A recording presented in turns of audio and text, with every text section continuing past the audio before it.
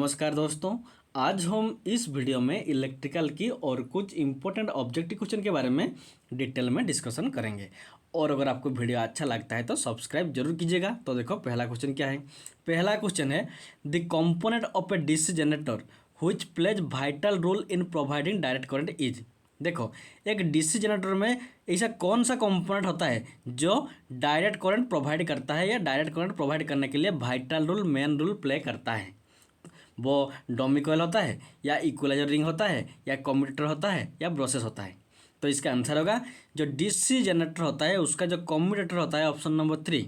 जो कम्यूटेटर होता है डीसी जनरेटर में वो डायरेक्ट करंट प्रोवाइड करने के लिए वाइटल रूल या मेन रूल प्ले करता है। Option number 3 is the correct answer. ये वाला फिगर देखो देखो ये दो मैग्नेट के बीच में ये नॉर्थ पोल है और ये साउथ पोल है। दोनों के बीच में जब ये आर्मेचर रोटेट करता है तब क्या होता है यहाँ पर हमारा ऑल्टरनेटिंग करंट ही प्रोड्यूस होता है। चाहे वो डीसी जनरेटर हो या एसी जनरेटर हो, जब आर्मेचर रोटेट करता है वो एसी ही प्रोड्यूस करता है, डीसी प्रोड्यूस नहीं करता है। लेकिन जो एसी प्रोड्यूस होता है वो जब कम ये देखो ये वाला येलो वाला जो रिंग है यहाँ पर क्या होता है ये एसी डीसी में एसी जो होता है वो डीसी में कन्वर्ट होता है। और ये जो येलो वाला रिंग है इसको हम क्या कहते हैं कम्यूटेटर कहते हैं। तो इसीलिए इस क्वेश्चन का answer option number 3 is the correct answer. Then देखो नेक्स्ट क्वेश्चन है ASCR is a dash switch. देखो सिलिकॉन कंट्रोल रेक्टिफायर जो होता है वो एक यूनिडायरेक्शनल स्विच है या 2 डायरेक्शनल स्विच है या 3 डायरेक्शनल स्विच है या 4 डायरेक्शनल स्विच है। तो इसका आंसर होगा जो SCR या सिलिकॉन कंट्रोल रेक्टिफायर होता है वो 1 directional means unidirectional switch होता है। Option number 1 is the correct answer. ये वाला फिगर देखो ये है हमारा SCR का ये पॉजिटिव है और ये नेगेटिव है। जब हम इसको ये जो पॉजिटिव है इसको प्लस के साथ और जो नेगेटिव है इसको नेगेटिव के साथ कनेक्शन करेंगे तब क्या होता है ना इसके थ्रू करंट फ्लो होता है। और अगर हम इसको रिवर्स में कनेक्शन करेंगे तो करंट फ्लो नहीं होगा। इसीलिए सिलिकॉन कंट्रोल रेक्टिफायर को एक 1 डायरेक्शनल स्विच भी कहते हैं। तो option number 1 is the correct answer. और ये जो सिंबल है ये हमारा सिलिकॉन कंट्रोल रेक्टिफायर का सिंबल है, ये वेरी वेरी इंपॉर्टेंट है। देन देखो नेक्स्ट क्वेश्चन है a moving coil ammeter can measure. देखो जो मूविंग कॉइल टाइप एमिटर होता है वो एसी करंट को ही मेजर करता है या सिर्फ डीसी करंट को मेजर करता है या ईडी करंट को मेजर करता है या स्ट्रे करंट को मेजर करता है। तो इसका आंसर होगा जो मूविंग कॉइल टाइप एमिटर होता है वो सिर्फ डीसी करंट को ही मेजर करता है। Option number 2 is the correct answer.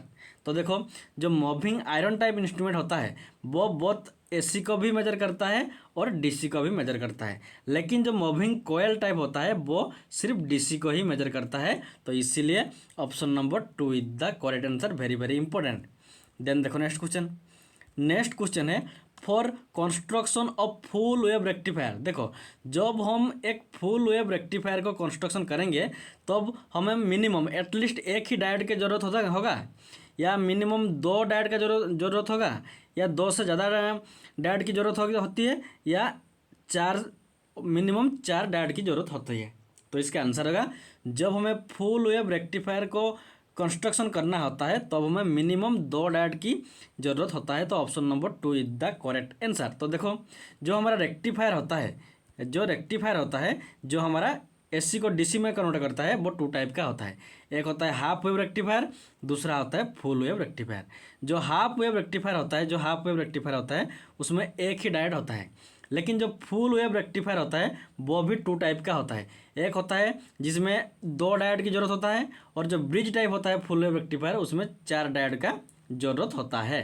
तो देखो मिनिमम कितना होना चाहिए, मिनिमम 2, अगर 2 डायोड होगा तो ये हमारा जो फुल वेव रेक्टिफायर है सेंटर टेप टाइप ये हो सकता है। तो इसीलिए मिनिमम जब हमें एक फुल वेव रेक्टिफायर को कंस्ट्रक्शन करना होता है तब हम मिनिमम अगर 2 डायोड भी हमारे पास होगा तो हम एक फुल वेव रेक्टिफायर को कंस्ट्रक्शन कर पाएंगे।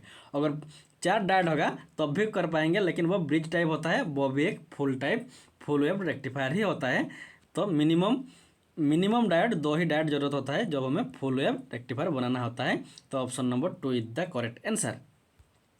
देन देखो नेक्स्ट क्वेश्चन है in DC generator the windage loss is proportional to. देखो एक डीसी जनरेटर में जो विंडेज लॉस होता है वो सप्लाई वोल्टेज के साथ प्रोपोर्शनल होता है या सप्लाई करंट के स्क्वायर के साथ प्रोपोर्शनल होता है या आर्मेचर स्पीड की स्क्वायर के साथ प्रोपोर्शनल होता है या फ्लक्स फ्लक्स डेंसिटी के साथ प्रोपोर्शनल होता है।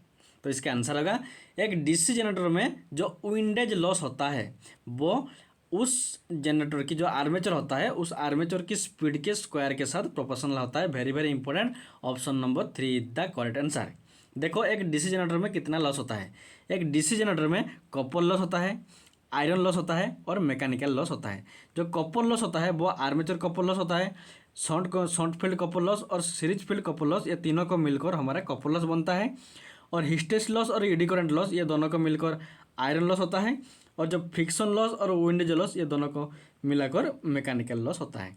और ये जो विंडेज लॉस है ये हमारा ये जो आर्मेचर स्पीड है उसके स्क्वायर के साथ डायरेक्टली प्रोपोर्शनल होता है। तो option number 3 is the correct answer. Then देखो नेक्स्ट क्वेश्चन। नेक्स्ट क्वेश्चन है cells are connected in parallel. देखो जब हम सेल को पैरेलल में कनेक्शन करेंगे तो अब हमें आउटपुट वोल्टेज ज़्यादा मिलेगा या इंटरनल रेजिस्टेंस ज़्यादा मिलेगा या करंट कैपेसिटी कम होगा या करंट कैपेसिटी ज़्यादा होगा। तो इसका आंसर होगा जब हम सेल को पैरेलल में कनेक्शन करते हैं तब करंट कैपेसिटी इंक्रीज होता है। Option number 4 is the correct answer. ये जो फिगर देखो ये सेल क्या है ना, ये सॉरी ये जो सेल है ये पैरेलल में कनेक्शन हुआ है। जब हमें ज़्यादा करंट चाहिए तब हम सेल को पैरेलल में कनेक्शन करेंगे और जब हमें ज़्यादा वोल्टेज चाहिए तब हम सेल को सीरीज में कनेक्शन करते हैं। तो क्वेश्चन में है पैरेलल, तो इसीलिए करंट इंक्रीज करंट कैपेसिटी के लिए हम सीरीज पैरेलल में कनेक्शन करते हैं। Option number 4 is the correct answer. Then देखो नेक्स्ट क्वेश्चन। नेक्स्ट क्वेश्चन है which of the following is a donor impurity element. देखो इनमें से कौन सा एलिमेंट एक डोनर इम्प्योरिटी है। एल्युमिनियम है, बोरॉन है, फॉस्फोरस है या इंडियम है। तो इसका आंसर होगा जो फॉस्फोरस होता है ये हमारा एक डोनर इम्प्योरिटी एलिमेंट होता है। Option number 3 is the correct answer. देखो जो एक होता है हमारा पेंटावेलेंट इम्प्योरिटी, दूसरा होता है ट्राइवेलेंट इम्प्योरिटी। जो पेंटावेलेंट होता है उसको हम क्या कहते हैं, डोनर कहते हैं, याद रखना है। जो पेंटावेलेंट होता है पेंटावेलेंट मीन्स जिसका आउटर मोस्ट सेल में 5 इलेक्ट्रॉन होता है। देखो ये हमारा फॉस्फोरस का है, इसका जो बाहर का सेल है आउटर मोस्ट सेल है ये वाला है, इसमें कितना इलेक्ट्रॉन है 1 2 3 4 5, तो इसीलिए इसको कहते हैं पेंटावेलेंट। और देखो ये ट्राइवेलेंट है बोरॉन, क्योंकि इसके जो बाहर का सेल है 1 2 3 ही इलेक्ट्रॉन है, इसीलिए इसको ट्राइवेलेंट कहते हैं। और जो पेंटावेलेंट होता है उसको हम क्या कहते हैं, डोनर कहते हैं। और जो ट्राइवेलेंट होता है उसको हम क्या कहते हैं, एक्सेप्टर कहते हैं। ये आपको याद रखना होगा। तो इसीलिए option number 3 is the correct answer. ये एक डोनर इम्प्योरिटी एलिमेंट होता है। देन देखो नेक्स्ट क्वेश्चन। नेक्स्ट क्वेश्चन है a 3 phase induction motor connected in star draws 5 ampere. देखो एक 3 फेज इंडक्शन मोटर को जब हम स्टार में कनेक्शन करते हैं तो अब क्या करता है वो 5 एम्पियर करंट को ड्रॉ करता है। लेकिन जब उसी इंडक्शन मोटर को हम डेल्टा में कनेक्टेड करेंगे तो कितना एम्पियर करंट ड्रॉ करेगा, 5 एम्पियर या 5 × √3 एम्पियर या 5 डिवाइड बाई √3 एम्पियर या 15 एम्पियर। तो इसका आंसर होगा स्टार में अगर 5 एम्पियर होगा तो डेल्टा में उसका 3 गुना ज़्यादा मीन्स 5 × 3 तो 15 एम्पियर होगा। Option number 4 is the correct answer. Very very important, जब स्टार में जितना करंट होता है डेल्टा में उसका 3 गुना ज़्यादा करंट फ्लो होता है। तो इसीलिए option number 4 is the correct answer. ये वाला फिगर देखो ये स्टार कनेक्टेड है, इसमें देखो ये 10 एम्पियर करंट फ्लो हो रहा है, लेकिन ये डेल्टा है, डेल्टा में 30 एम्पियर करंट फ्लो हो रहा है मीन्स 3 गुना ज़्यादा करंट फ्लो हो रहा है। देन देखो नेक्स्ट क्वेश्चन। Inverter convert. देखो जो इन्वर्टर होता है वो डीसी को एसी में कन्वर्ट करता है या एसी को डीसी में कन्वर्ट करता है या डीसी को डीसी से या एसी को एसी से। तो इसका आंसर होगा जो इन्वर्टर होता है वो डीसी को एसी में कन्वर्ट करता है। Option number 1 is the correct answer. Very very important, जो इन्वर्टर होता है वो डीसी को एसी में कन्वर्ट करता है। और एसी को डीसी में कौन कन्वर्ट करता है, एसी को डीसी में रेक्टिफायर करता है और कम्यूटेटर करता है। तो इसीलिए इस क्वेश्चन का आंसर क्या होगा, option number 1 is the correct answer. Then देखो next question. Ampere second could be is the unit of. देखो जो एम्पियर सेकंड होता है वो इनमें से किसका यूनिट है, पावर का है, कंडक्टेंस की है या एनर्जी का है या चार्ज का है। तो इसका आंसर होगा जो एम्पियर सेकंड होता है ये हमारा चार्ज का यूनिट होता है। Option number 4 is the correct answer, क्योंकि चार्ज जो क्यू होता है क्यू इक्वल क्या होता है, current I into T means time. तो आई के बदले हम करंट होता है, करंट के बदले हम लिख सकते हैं एम्पियर लिख सकते हैं, और जो टी है टाइम मीन्स सेकंड, तो इसीलिए एम्पियर सेकंड जो होता है वो चार्ज का यूनिट होता है। Option number 4 is the correct answer. और आज के लिए इतना ही। Thanks for watching. और अगर आपको वीडियो अच्छा लगता है तो सब्सक्राइब जरूर कीजिएगा।